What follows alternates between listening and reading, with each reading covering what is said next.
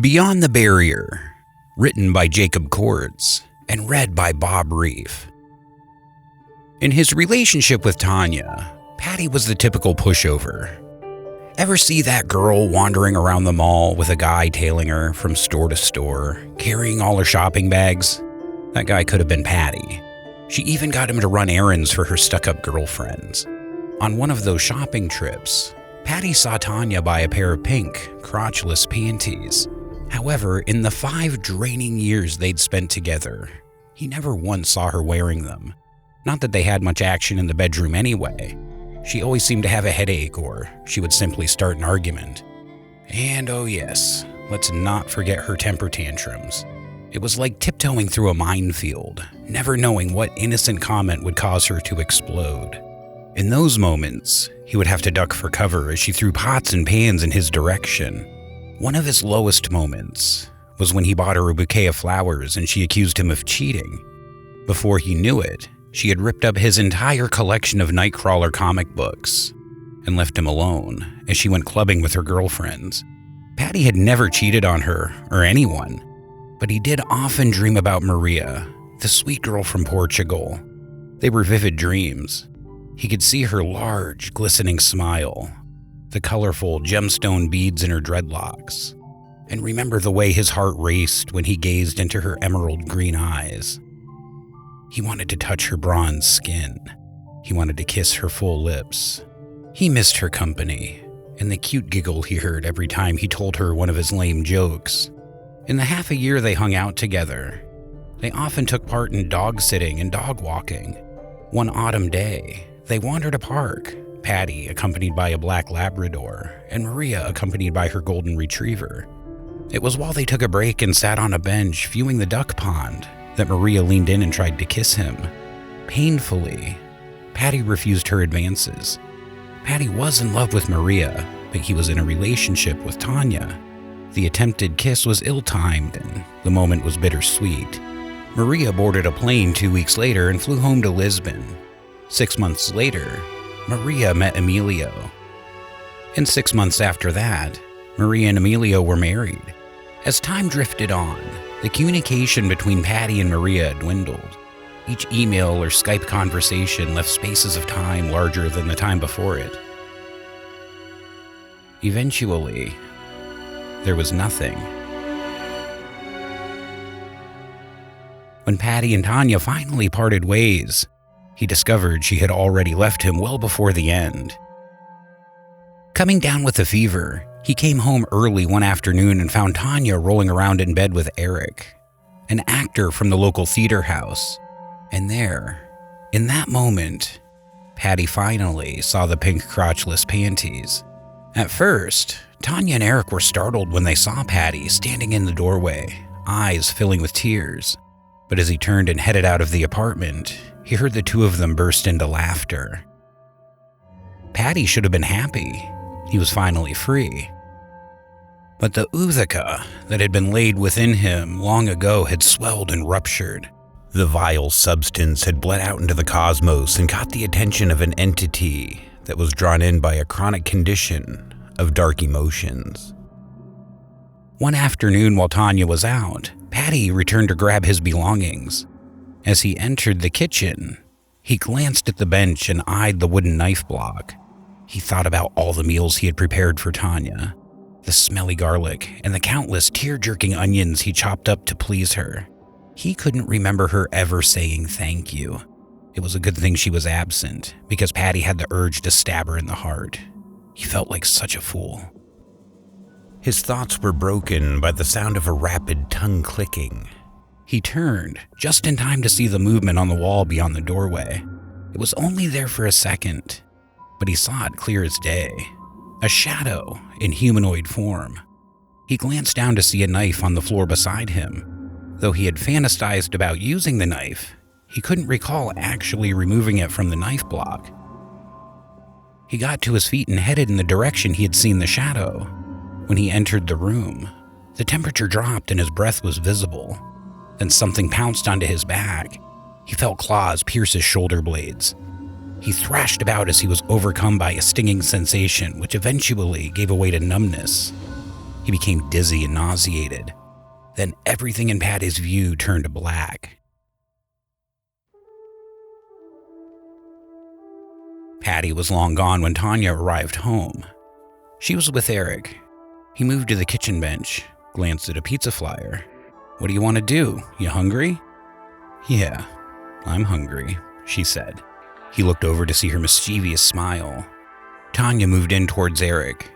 She undid his belt and cast it aside, then unzipped his jeans. After sex, Eric went to the bathroom, gave himself a wink, posed in the mirror, then sensed discomfort in his body. "Geez, Tanya, went a little overboard, didn't you?" "What are you talking about?" she called from the bedroom. As he entered the bedroom, he revealed the long scratches across his back and shoulders. "Wow," she giggled. "I don't remember doing that. Must have been caught up in the passion." "Well, it stings, and don't forget I have a modeling shoot next week." Tanya gave him a cheeky grin.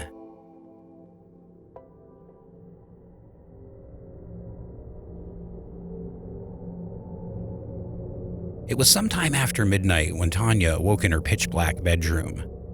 There was a heavy pressure pushing down on her chest and pelvis, and at first she thought Eric had climbed onto her for another round. But that couldn't be right, because she was also aware of his presence next to her in bed. She gasped for air, and the weight lifted. In an instant, her nostrils were invaded by a horrible odor which reminded her of compost, raw meat, and shit. She soon became aware of the feeling of being wet and sticky. Something was wrong. She switched on her bedside lamp and trembled when she saw her white singlet was dripping with red. She turned to Eric, and what she saw caused her to release an ear-piercing scream. His eyes were frozen in terror. His throat had been sliced open and his tongue pulled through the gaping wound. The bloody knife sat amongst the tangled bed sheets. Tanya fell out of bed, her feet dragging the sheets with her. The knife slid off the bed and landed flat against her belly. She shrieked as she cast it aside. Her legs felt like jelly as she got to her feet and ran from the room. She hit the light switch in the kitchen, and as she approached the front door, she felt the air around her turn to ice. She heard a rapid tongue-clicking sound coming from behind her. She spun around to see a dark figure in the doorway, human, but creeping towards her like some kind of predator silently stalking its prey. She reached for a frying pan and threw it as the imposing intruder grew closer. But the frying pan, despite being accurate in trajectory, simply flew through the figure. She screamed. The intruder got closer to the center of the room, and she could still not see its face. Where the face should be, it was like staring into a black void. It filled her with terror. She screamed again. A few neighbors had come out into the hallway. When Tanya fell into their sight, they saw a blood-drenched young woman in her underwear. She stumbled towards them. Tanya tried to speak, but her tongue was swollen and her throat clamped tight. Her knees knocked into one another, and she crashed to the floor before passing out.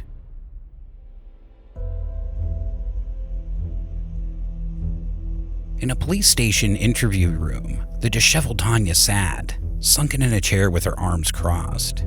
She squinted as the overbearing fluorescent light brought on a migraine. Her eyes were a raw red from hours of crying, and lines of mascara stained her cheeks.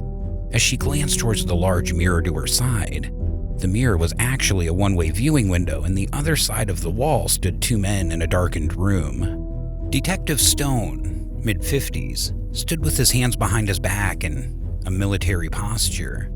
With blue steel eyes, he observed and scrutinized Tanya.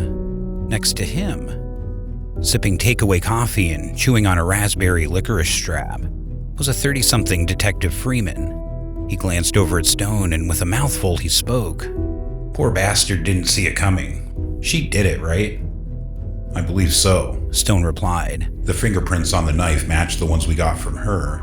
We also viewed security footage in the building, including the hallway that leads to the apartment. There's no indication that anyone but the two lovebirds were in the apartment at the time of the murder. We did see another person enter that apartment, a male, but it was earlier in the day and we saw him leave the building." The male, was he a flatmate?" asked Freeman. Stone shook his head. "No, he was her boyfriend, Patty Biggins. He wasn't officially on the tenancy, but he had been living with her for over the last 5 years. Neighbors say he was a really nice guy.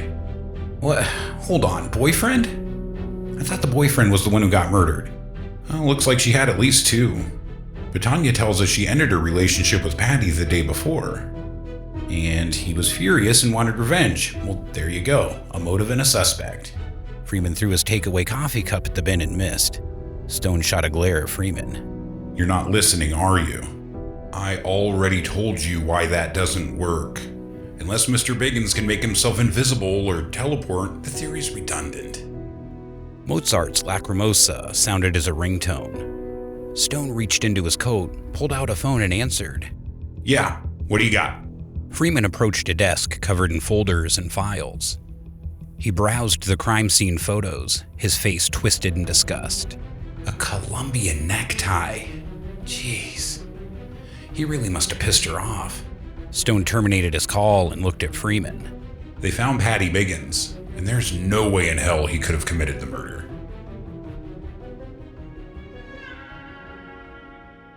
As a favor to his mother, Patty's reluctant Uncle Teddy allowed him to stay at his place in the suburbs, but not in the house. Teddy was recently separated, and the house was now Teddy's bachelor pad. No way was he going to let his nephew cramp his style, so Patty was allocated to a small bedroom set up in the garage. On the afternoon Patty went to collect his belongings. He couldn't remember what he had done there or the trip back to his uncle's place. He didn't understand why he had gone all the way to the city and returned without a single item. And he couldn't explain the large claw marks on his shoulders and back. Dazed and confused, Patty sat on the edge of the bed. An hour later, he died. His uncle wasn't around. His death was discovered by Betty, the next-door neighbor. The old woman was pruning her roses at the fence line of her backyard. She glanced over at the garage and could see a figure in the window. It appeared to be levitating.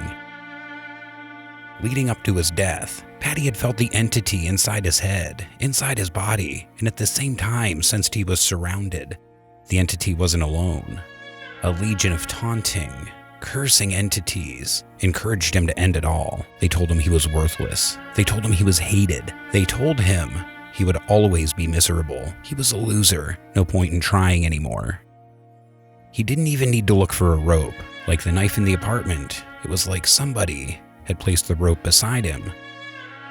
He used a rafter in the garage. He kicked away the stool and, in an instant, there was an immediate rush of panic. His body thrashed and the weight caused the rope to slowly tighten around his neck, an excruciating force pressing into his windpipe. He was robbed of oxygen and his survival instincts kicked in. His hands tore at the rope, leaving bloody scratches on his skin. Blinding lights flashed and a sharp ringing sound rocked his eardrums. An apparition fell in front of him, the shadow observed with red blazing eyes. As he crossed over, he was granted knowledge that had been restricted to his earthly mind.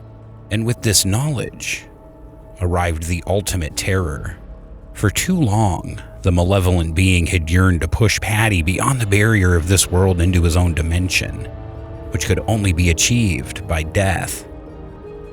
Now in this terrible place of red rock, toxic yellow sky and black smoke, Patty could see the true form of the entity. The bright, glowing red eyes had subsided to 2 tiny maroon points. The mottled, bulbous head had an oval, sucker-like mouth. Inside the mouth were hundreds of piranha teeth in numerous consecutive circular rows. The entity spoke to Patty through telepathy. I am Snare. I am your master.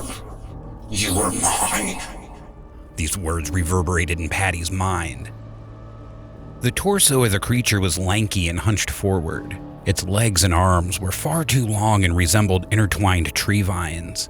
When the hands reached for Patty and the elongated fingers spread, they looked like giant spiders. Patty let out a blood-curdling scream. Behind Snare stood a row of observing entities with similar features. They spoke to one another in an unknown language and worked themselves into a frenzy. Snare turned to them and roared, and they scattered like cockroaches. Snare turned towards Patty. Mine. Snare made Patty into a rag doll. grabbing him by the head and dragging him through a field of ash and ember. Patty wailed. As they moved towards some unknown destination, there were areas where the smoke had cleared, giving Patty glimpses of other horrifying scenes. There were thousands of these creatures. Many others were preoccupied by the torture of their own captives. One creature took an old man and cast him into a storm cloud before a bolt of lightning fried the man. He vanished inside a billow of smoke. A teenage girl screamed as the entity penetrated her upper back with its sucker and proceeded to drain her. Snare arrived at a stone obelisk, and Patty peered up at the structure that seemingly ascended forever. The sides were covered in strange symbols. Nearby, another man, face down on the ground, was surrounded by a horde of entities. They slashed at his body and stomped on his head. To Patty's horror, the man looked him directly in the eye as his face was caved in and one eye hung out of its socket. Snare pressed a hand against the obelisk. One of the symbols emitted an amber glow. A section of soil and stone fell through, and inside the large hole that had formed, a liquid metal rose to the top. Snare dragged Patty towards the edge of the silver pool and forced him to look into it. As he stared into the liquid, his distorted reflection was replaced by happy images, his stolen future. As he viewed these moments, he was convinced that he was truly there. Elation washed over him. 1 year, in only 1 year, he would have been traveling through Europe.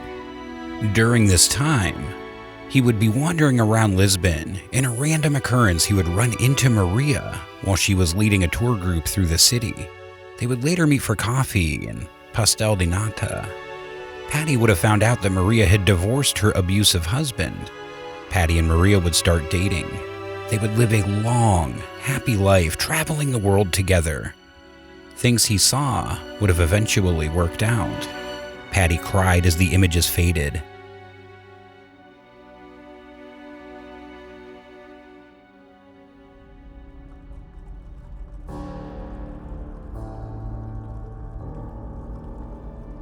Snare tasted and reveled in the despair of his captive.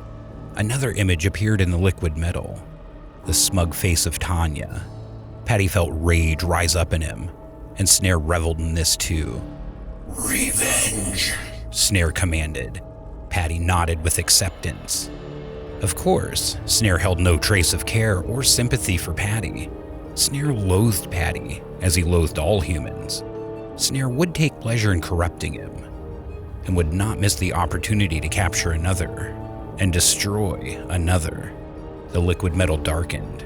A lump formed in the lower region of Snare's torso and grew into a purple umbilical cord, which shot out and attached to the back of Patty's head. Snare cast Patty into the pool. In Patty's view, everything turned black. Then he burst to the surface, coughing and sputtering. The black liquid clung to him, masked his face, and spread until he had become no more than a black shadow. Then he was gone. Patty realized he was back in Tanya's apartment. The bed rocked hard with the rough sex of Tanya and Eric. Snare observed everything from a foothold in Patty's mind. Snare reveled in Patty's torment. Patty slashed at Eric's back. He wanted to do more but was restrained because Snare wanted to savor the moment. Snare forced Patty to watch. Eventually, when the couple drifted off and Snare got bored, Patty was left off the leash. Patty lost himself in the slaughter of Eric. The act had been a long-awaited catharsis. But before he could kill Tanya, he was wrenched back into Snare's dimension. Snare didn't want to kill her yet. There were other plans for her. Across the field of ash and ember, Snare dragged Patty. They arrived at a dead forest of dark, brown, meandering vines and twisting tree trunks. Giant thorns protruded from the trees. Patty heard sobbing before locking eyes with Eric. "What have you done?" Eric screamed at Patty. "What have you done to me?" Misery loves company, thought Patty, but there was no time for talk.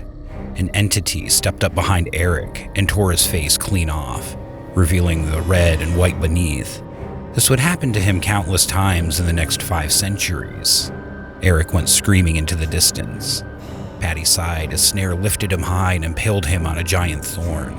He belonged to Snare now, just an object to be toyed with. And in this place, he would remain for no shorter than forever.